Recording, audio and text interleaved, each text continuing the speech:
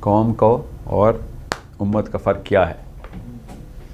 असल में जो लफ्ज़ है ना कौम है ना उम्मत है, वो लफ्ज़ है मिल्लत। ये याद रखिएगा, इब्राहीम अलैहिस्सलाम से चलता हुआ लफ्ज़। सो अल्लाहु यतवफ़्फ़ल अनफुसा हीना मौतिहा, ये है या अल्लाहु यतवफ़्फ़ल अनफुसा हीना मौतिहा, ठीक है, बहुत ठीक थी वो मतलब। सो अल्लाह उस वक्त अपने पास बुला लेते हैं, कब? किसको? नफ्स को। कब? जब मौत देनी होती। So just for the record, कौम जो और जनरल टर्मिनोलॉजी, साइकोलॉजी, लफ्ज़ के पीछे साइकोलॉजी होती है, नफ्सियात हमारी ट्यून कर दी है। कौम का मतलब क्या है? एक जैसे फियर रखने वालों को कौम कहते हैं, बस आसान करके बता रहा हूँ। एक कौम की निशानी एक तरह का डर है जिसको, वो कौम है। हमने क्या कहा? जो एक कलमा पढ़ता है वो कौम है। हाँ, तो एक कलमा पढ़ने का डर है ना पीछे, ठीक है। मगर मुल्क का लफ्ज़ क्या है? मुल्क का लफ्ज़ है जो कि एक तरह का डर रखता है, उसको मुल्क कहते हैं।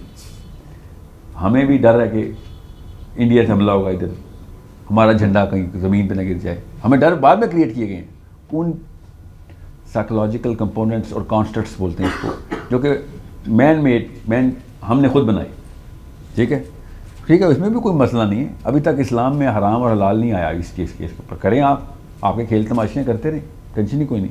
मगर इसके ऊपर आप ना अपनी इज़्ज़त, ना जान, सबसे पहले जान, ना इज़्ज़त, ना अक़ीदा रखेंगे, क्योंकि ये तीन चीज़ें कीमती चीज़ें हैं जो कि अल्लाह ताला ने अपने मुसलमानों को अहकाम में इसको प्रोटेक्ट करना है आपने। अब इंडिया में कोई इंडियन हिंदू भी जुल्म का शिकार हो जाए तो मेरे और आप पे उतना ही फ़र्ज़ है इसको बचाना, समझ रहे हैं? इंसान इतनी कीमती चीज़ है मुसलमान के लिए, मैं क्यों बचाऊंगा? पाकिस्तानी नहीं, पाकिस्तान का मसला नहीं है वो, आपको भी पता है। तो क्या इस्लाम का मसला है? जी 100%, मगर वो तो मुसलमान नहीं है। हाँ, तो हर मजलूम को बचाना इस्लाम है। ये जो स्कॉलर कहते हैं ना इंडियन मुसलमान को बचाना, वो तो मिल्लत का मसला है। अब इस्लाम के मसले पे आओ बेटा। इस्लाम में तो किसी भी बंदे को बाहर कोई बचा बाहर होगा, पूछेगा क्रिश्चियन का बचा तो नहीं है? नहीं, अरे आओ पकड़ लेते, ऐसे करेंगे। हर इंसान को बचाना इस्लाम है। किससे? किसी भी जुल्म से। हिल्फुल फदूल से क्यों मैंने ये सेशन स्टार्ट किया आज? मुझे इसलिए इन बाउंड्रीज से साथ मसला है। ये साइकोलॉजी जो लेवल पे करप्ट करते हैं, ये global community of human beings को डिस्टर्ब कर देती है, नफ्सियात करप्ट कर देती है मेरी। किसी भी मौके पे कहीं पे भी जुल्म होगा, उस मजलूम के पीछे इस्लाम की रिक्वायरमेंट है कि मुसलमान निकले। कितनी हदीसें और कितनी सीरा से मिसालें दूं कि गैर मुस्लिमों को बचाने के लिए नबी इस्लाम ने क्या किया। और आगे की क्या बात करें, नबी इस्लाम को खुद जब वापस ताइफ से वाक़ आ रहे थे, किसने प्रोटेक्शन दी थी? गैर मुस्लिम ने दी थी, याद है? नबी इस्लाम ने क्या कहा था? क्योंकि उस वक्त फौत हो चुके थे। किस तकरीम से नाम लिया नबी इस्लाम ने कि उसका एहसान रहेगा मेरे ऊपर। ये साइकोलॉजी के अंदर आए, आपको पता चले लोग क्यों अट्रैक्ट होकर अरब के पीछे आए थे। अरब पूरी दुनिया का ठेका ले गया था कि कहीं जुल्म नहीं होने देंगे हम। वो सहाबी थे, लोग प्रोटेक्शन के लिए आते थे इनके पास। अभी तक एक मुसलमान मुल्क नहीं है जो किसी गैर मुस्लिम को इस बेस पे प्रोटेक्ट कर रहा हो कि यार तेरे पे जुल्म हो रहा है। असाइलम लेने मुसलमान जा रहा है गैर मुस्लिमों के पास। मेरा नबी दुनिया के हर बंदे को प्रोटेक्ट कर रहा है, ठीक है, और उस नबी का उम्मती गैर मुस्लिमों के पास जाकर प्रोटेक्ट, क्योंकि इसके उम्मती मार देंगे उसको। क्यों? वो इंडियन है, नहीं तो वो है मुसलमान, क्या ये पाकिस्तानी है तो बंगाली है। और बर्मा की उस नहंजार औरत ने कितने बर्मीज़ बच्चे पे फायरिंग खुलवा दी कि ये तो बर्मा से रेफ्यूजी, हमारा मसला नहीं, बर्मा का मसला, वापस जाओ। बर्मा का मसला नहीं है, बांग्लादेश का मसला नहीं है। ये बांग्लादेश क्या होता है? इंसान नहीं थे वो। ये तो मेरा वो नबी है जो कि जानवरों तक को बचाने के लिए हुक्म दे रहा है। सर वही ना, मुल्क की मोहब्बत के लिए हम इतना वो हो गए हैं। और करें ना, मैंने वही कहा है, कंफ्यूज ना करना। मुल्क की मोहब्बत करें, किसने कहा? खेल तमाशा है, हम कर लेंगे। ये मगर जान, इज्जत, ईमान, ये तीन चीज़ें नहीं कि बताएगा, मुल्क नहीं बताएगा कि ये तीन चीज़ें किसकी बचानी है। ये हर एक की बचानी है हमने। जिस दिन हमने ये ठेका ले लिया, अल्लाह की कसम लोग पाकिस्तान का वीज़ा लेने के लिए तरस रहे होंगे। हम किसी को बचा ही नहीं रहे हैं, बस मारने के लिए 100 बंदूकें हैं, बचाने के लिए एक भी गोली नहीं। आप एक दफ़ा ठेका लेके तो देखें, किताबें लिखना शुरू कर दें, चले बंदूकें ना उठाएं। किताबें क्या, हम हर एक को बचाने की मुहिम करने लगे। लोग आपकी किताबें के थ्रू वो साइकोलॉजी पकड़ना शुरू कर देंगे कि यार ये दीन है इनका, हर एक को बचाते हैं लोग। मिशन नहीं क्यों नहीं जाते इधर से? आपको पता है किधर किधर से मिशन साउथ अफ्रीका गए हैं हबशियों को बचाने के लिए, वो क्रिश्चियनिटी के नाम पर गए। फलस्तीन स्वीडन जो आई थी, स्वीडन की लड़कियां, वो इस्लाम के नाम पे आई थी या क्रिश्चियनिटी के नाम पे आई थी? नहीं, वो अंदर की आवाज़ है, हम समझ क्यों नहीं रहे। नबी अलैहि सलाम ने उस अंदर की आवाज़ को हार्मोनाइज किया है कि तकाजा है, आपके दुनिया में रहने का तकाजा है। हमारा ब्रांड क्यों नहीं मशहूर हो रहा कि ये बंदे मुहफ़्फ़िज़ हैं दुनिया के? मुसलमान बंदा पैदा हो जाए पूरी दुनिया को खुशी होनी चाहिए, एक और मुसलमान पैदा हो गया, एक और मुहफ़्फ़िज़ पैदा हो गया। हमें समझ ही नहीं आ रही इस बात की कि इस्लाम ने हम पे डिमांड क्या रखी हुई है। बस नफसी नफसी खिला रहे हैं हमें, आखिरत वाले दिन की नफसी नफसी दुनिया में डाल दी इसने। इसीलिए तो मैं कह रहा हूँ कि लिबरल क्यों अट्रैक्टिव लगते हैं आम बंदे को। मौलवी क्यों बेजारी मौलवी बेजारी कहाँ से आ गई मुसलमानों में?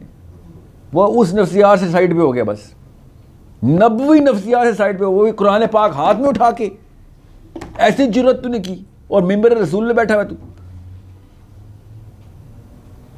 क्यों ना वो बच्चे भागे फिर अमेरिका कनाडा और लिबरल्स के पास?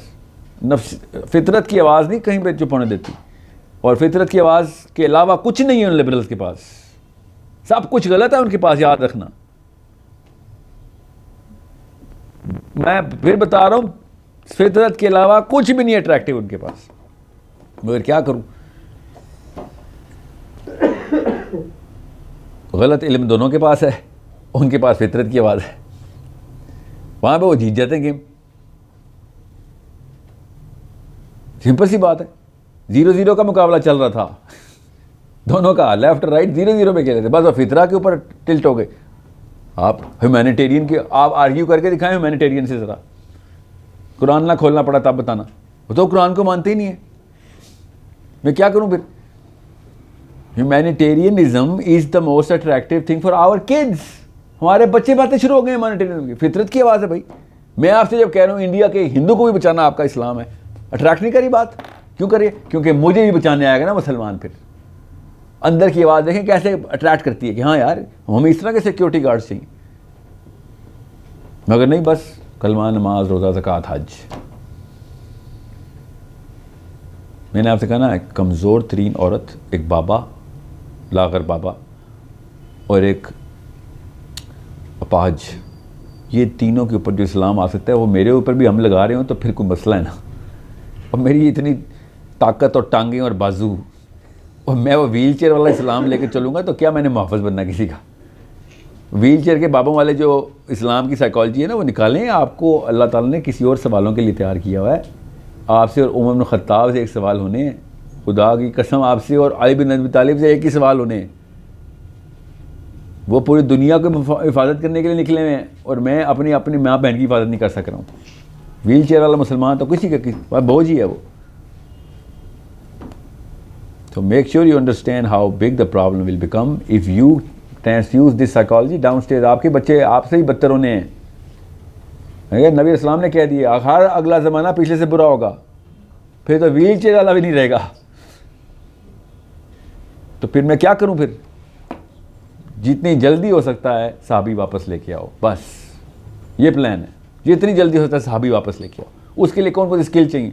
उसके लिए भाई इल्म चाहिए, स्किल को अरबी चाहिए, स्किल चाहिए उसके लिए, क्रिटिकल थिंकिंग की स्किल चाहिए, इमोशनल इंटेलिजेंस की स्किल चाहिए उसके लिए साइकोलॉजी ऑफ द प्रॉफेट सल्लल्लाहु अलैहि वसल्लम को समझने की स्किल चाहिए, सीरा के ऊपर प्रोफेसरशिप चाहिए हमें।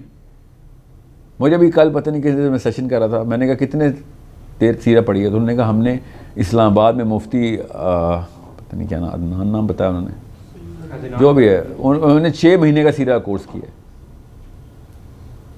अली बिन अबी तालिब ने 63 साल का सीरा का कोर्स किया हुआ है। मैं और आप 6 महीने का 4 डाल रहे हैं। 63 साल सीरा करने के बावजूद भी सहाबी शक में रहते हैं। हुज़ैफा बिन यमान के पास जाके उमर बिन खत्ताब कहते हैं कि मेरा नाम मुनाफिकों में तो नहीं है। 63 साल सीरा का वो वाला कोर्स, टीचिंग का नहीं, ट्रेनिंग का, डायरेक्ट ट्रेनिंग ले रहे हैं। और मैं 6 महीने का कोर्स करके समझ रहा हूँ कि मैं दाई हूँ और दाई को मैजिशियन कहते होते हैं लोग, जादू आता इसको, ये तो इश्क हो जाएगा इससे मुंह खोलेगा। तो हम यहाँ पे डिबेट करके जीतते हैं, पछाड़ने की ट्रेनिंग है हमारी कि मैं पछाड़ूंगा इसको। साहिल वर्सेस दिस गाय, साहिल, ये वीडियो चल रही मेरी, ये क्या गेम है खेल रहे हैं? किसी को हराने दुनिया में आए हैं हम? इस्लाम, अल्लाह की कसम, इस्लाम लोगों को जिताने आया दुनिया में। हाँ, मुसलमान लोगों को हराने क्या बैठ गए? Sahil versus this, Sahil versus this, आगे मौलवियों की तस्वीर लगी होती है। मुसलमान लोगों को जिताता है, मुसलमान लोगों को हराता नहीं है। नबी इस्लाम हर एक को जिता गए हैं। हदीस क्या है कि मेरी मिसाल तुम्हारे साथ ऐसी है जैसे कि तुम लोग आग के अलाव की तरफ भाग के जा रहे हो और मैं तुम्हारे कपड़े पकड़ पकड़ के खींच रहा हूं कि आगे का आग है। ये डिबेट हो रही थी, ये नबी सल्लल्लाहु अलैहि वसल्लम वर्सेस सहाबी हो रहा है।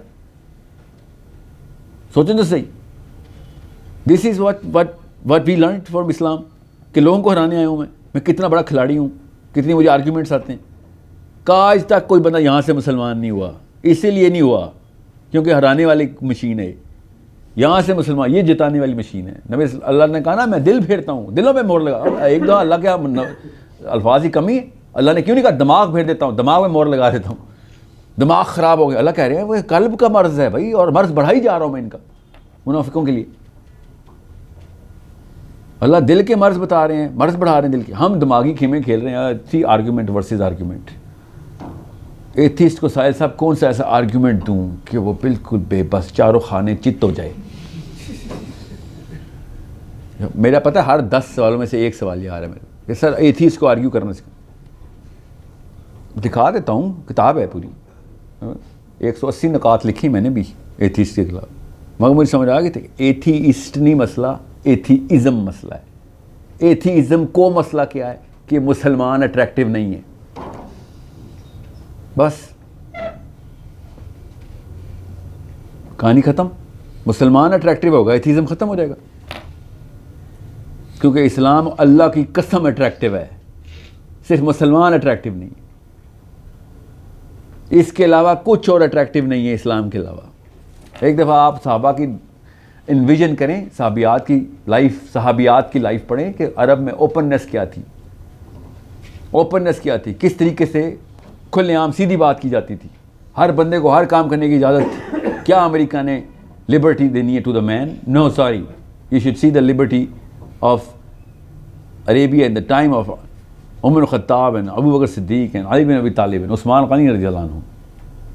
लिबर्टी देखें, आपको पता चले। हमें तो साइकोलॉजी बताई जैसे पता नहीं कोई वाइल्ड वेस्ट चल रही थी उस वक्त अरेबिया में। लोग ऐसे अट्रैक्ट होकर भागे हुए आ रहे थे, यहूदी अट्रैक्ट होकर इस्लाम मुसलमानों के अंडर रहने आ रहे थे। अंडर, हमें प्रोटेक्शन में रखो अपनी, रख के दिखाई यहूदी। रहा था यूरोप में, सुने देखें, पढ़े इसकी किताब, देयर यूटन स्टार्ट पढ़े ज़रा, क्या कहता है? मारेंगे ही मारेंगे हमें, we are never gonna survive. 10 साल नहीं तो 100 साल हमें कत्ल करेगा ही करेगा ये क्रिश्चियन। पढ़े ज़रा इनकी किताब। मुसलमानों के खिलाफ क्यों नहीं ऐसी किताबें लिख रहे थे? अट्रैक्ट होकर नीचे 800 साल हमारे अंडर रहे यहूदी। पता है कहते हैं इससे खूबसूरत टाइम जो अहले यहूद पे नहीं आया, यशुआ बिन नून के बाद आया और मुसलमान खलीफा के बाद आया, के ऊपर आया। हम इतने प्रॉस्पर किए हैं, इतनी ओपन सोसाइटी। आज कोई गुजर के दिखाए यहूदी पिंडी से, हाँ गुजारे यहूदी को, ये कोई कह दे यार कि मैं तल अवीव से आ रहा हूँ, आप उस सियालकोटी का क्या हाल होना था। ये सोसाइटी हमारी, सोचें तो सही। बल्कि अगर कोई कहते ना कि हम में से क्या सर मैं यहूदी हूँ, तो सब उसको कहते हैं सर्कस का बंदर नहीं होता जैसे कि ये यहूदी और यहाँ पे बैठा हुआ है। This is a psychological disease that we are suffering from. It's not a historical disease, it's not a biological disease, it's not a theological disease. हमारी theology intact, it's a psychological disease a Muslim is suffering from.